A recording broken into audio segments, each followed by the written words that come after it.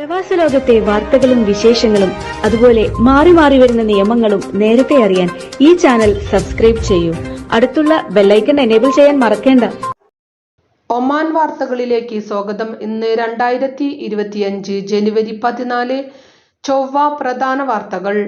Bausher blood ബാങ്കിൽ positive ഗ്രൂപ്പിൽപ്പെട്ടവരുടെ plasma അടിയന്തരമായി ആവശ്യമുണ്ടെന്ന് ബ്ലഡ് ബാങ്കേഴ്സ് സർവീസസ് വിഭാഗം അധികൃതർ അറിയിച്ചു.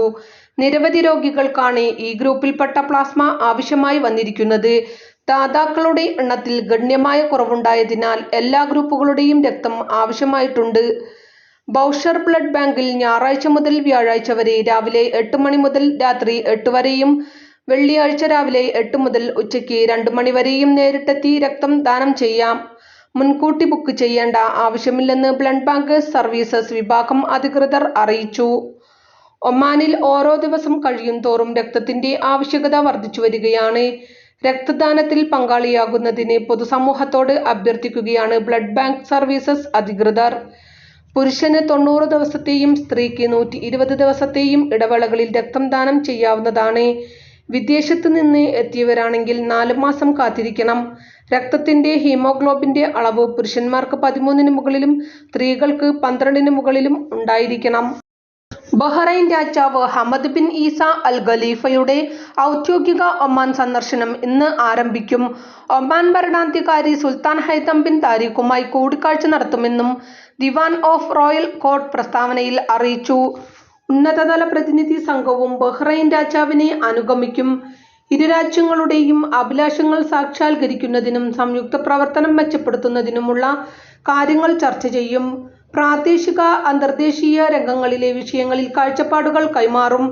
വിവിധ സഹകരണ കരാറുകളിലും ഒപ്പുവെച്ചേക്കും. ദാഖിലിയ ഗവർണറേറ്റിൽ വ്യാപക പരിശോധനയുമായി നഗരസഭ. ഭക്ഷ്യസുരക്ഷാ വിഭാഗത്തിന്റെ വിപണി നിരീക്ഷണത്തിന്റെ ഭാഗമായി നടന്ന പരിശോധനയിൽ നിരോധിത ഉൽപ്പന്നങ്ങൾ കണ്ടുകെട്ടുകയും ആരോഗ്യ സുരക്ഷാ മാനദണ്ഡങ്ങൾ ലംഘിച്ച സ്ഥാപനങ്ങൾ അടപ്പിക്കുകയും ചെയ്തു.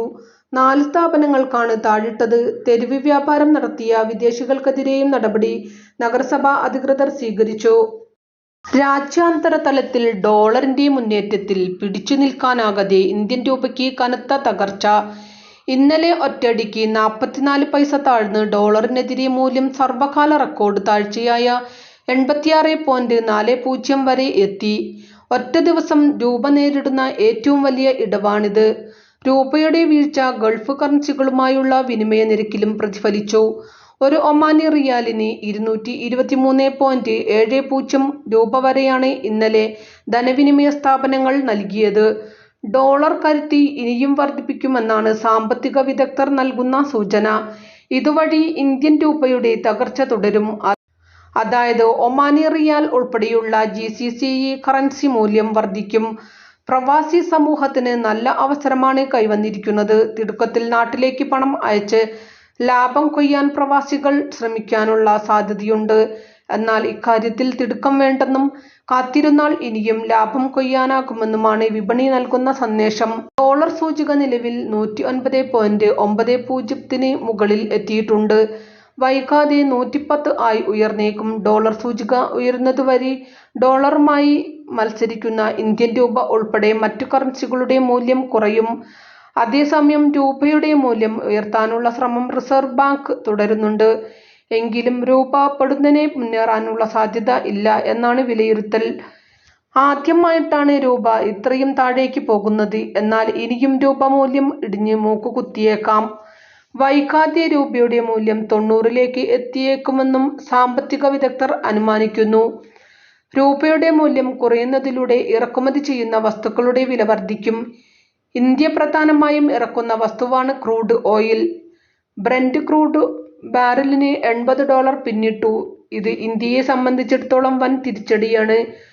ഉയർന്ന വില നൽകി ക്രൂഡ് ഓയിൽ വാങ്ങേണ്ട അവസ്ഥയാണുള്ളത്. ഇന്ത്യയുടെ വ്യാപാര കമ്മി കൂടാൻ ഇത് കാരണമാകും. അതേസമയം സാഹചര്യം മുതലെടുത്ത് പ്രവാസികൾ രൂപയുടെ മൂല്യം തിരയുന്ന തിരക്കിലാണ്.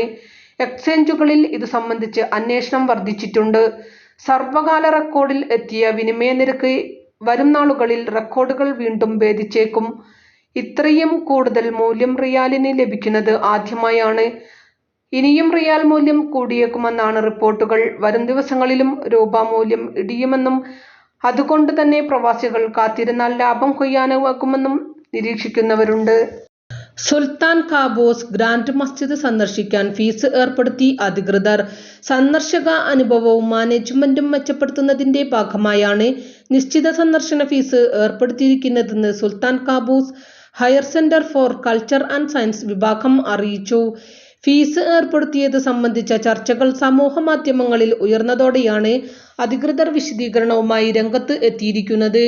വിനോദസഞ്ചാരികൾക്ക് 8.4 റിയാൽ, താമസക്കാർക്ക് 3.100 റിയാൽ, സ്വദേശികൾക്ക് 1.50 റിയാലുമായിരിക്കും ടിക്കറ്റ് നിരക്ക് എന്നാണ് അറിയാൻ കഴിയുന്നത്.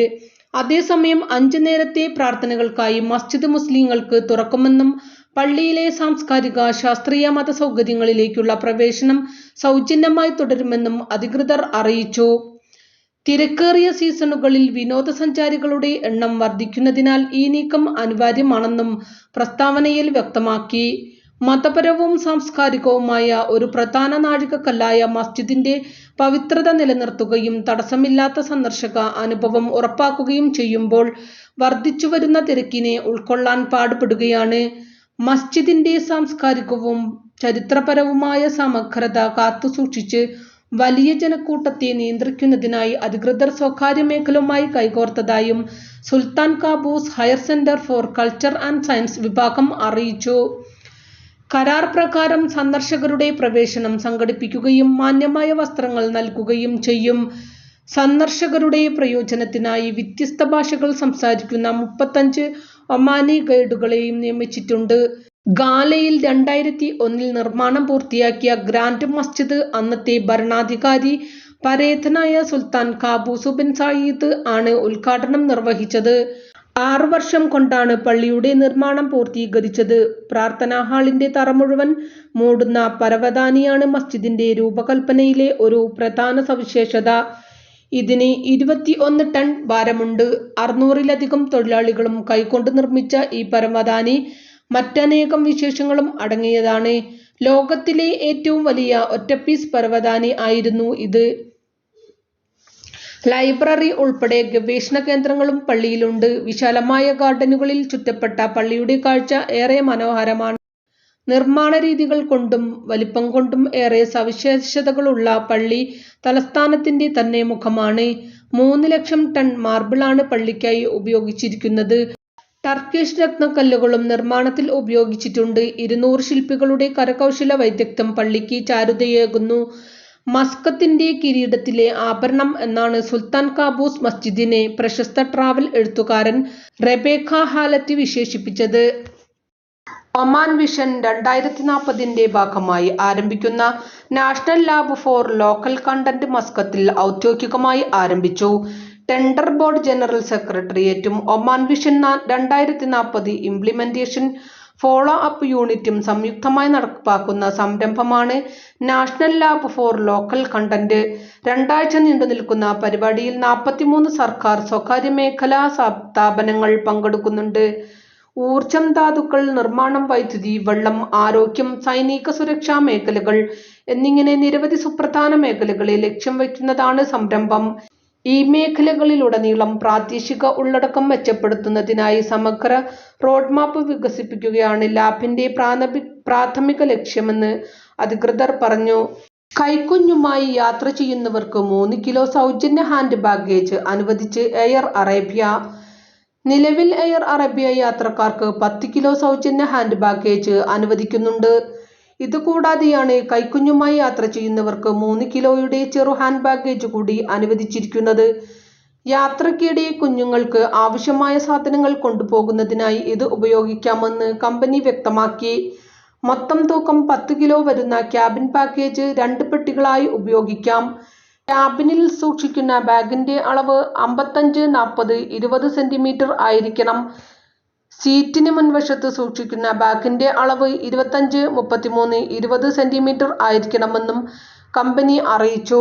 ഷാർജ ആസ്ഥാനത്ത് നിന്നും ഈജിപ്ത്, മൊറോക്കോ എന്നീ ഹബ്ബുകളിൽ നിന്നും പുറപ്പെടുന്ന എല്ലാ വിമാനങ്ങൾക്കും ഈ വ്യവസ്ഥ ബാധകമാണ്.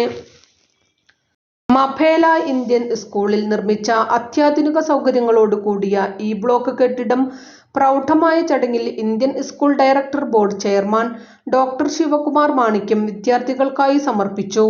ഡയറക്ടർ ബോർഡ് വൈസ് ചെയർമാനും മഫേല സ്കൂളിന്റെ ഡയറക്ടർ ഇൻചാർജുമായ സയ്യിദ് സൽമാൻ, ഈവന്റ്സ് കമ്മിറ്റി ചെയർപേഴ്സണും മഫേല സ്കൂളിന്റെ ഡയറക്ടർ ഇൻചാർജുമായ Krishnendu S, board chief operating officer doctor Gokuldas V K, school management committee president Shameem Hussain, school management committee അംഗങ്ങൾ, principal, vice principal, assistant vice പ്രിൻസിപ്പൽമാർ, അധ്യാപകർ, ഓഫീസ് ജീവനക്കാർ, വിദ്യാർത്ഥികൾ എന്നിവർ സന്നിഹിതരായിരുന്നു. ശിശുകേന്ദ്രീകൃത പഠന സമീപനങ്ങളുടെ വിപുലമായ സൗകര്യങ്ങൾ സമന്വയിപ്പിക്കുന്നതുകൊണ്ടും പുതിയ വിദ്യാഭ്യാസ നയത്തിന്റെ ഭാഗമായുള്ള ബാലവാടി ക്ലാസുകൾക്ക് അനുയോജ്യമായ പശ്ചാത്തലവും ഒരുക്കിയാണ് കെട്ടിടം രൂപകൽപ്പന ചെയ്തിരിക്കുന്നത്. വിദ്യാർത്ഥികളിൽ അക്കാദമി മികവും വൈകാരികവും സാമൂഹികവുമായ വികസനം പരിപോഷിപ്പിക്കുന്നതിനും വാഗ്ദാനപ്രദമായ ഭാവിക്കായി ഇവരെ സജ്ജമാക്കുന്നതിനുള്ള മഫേല സ്കൂളിന്റെ മാതൃകാ പ്രവർത്തനത്തെ ചടങ്ങിൽ പങ്കെടുത്ത വിശിഷ്ട വ്യക്തികൾ പ്രശംസിച്ചു. വിദ്യാർത്ഥികളെ പ്രചോദിപ്പിക്കുന്നതിനും പരിപോഷിപ്പിക്കുന്നതിനും ശാക്തീകരിക്കുന്നതിനുമായി പുതിയ കെട്ടിടം ഉപയോഗപ്പെടുത്താൻ കഴിയട്ടെ എന്ന് Indian school director board chairman doctor Sivakumar Manickam ആശംസിച്ചു. ഇതോടുകൂടി ഇന്നത്തെ വാർത്തകളും വിശേഷങ്ങളും ഇവിടെ അവസാനിക്കുന്നു. കൂടുതൽ വാർത്തകളും വിശേഷങ്ങളുമായി നാളെ കാണാം. നന്ദി, നമസ്കാരം.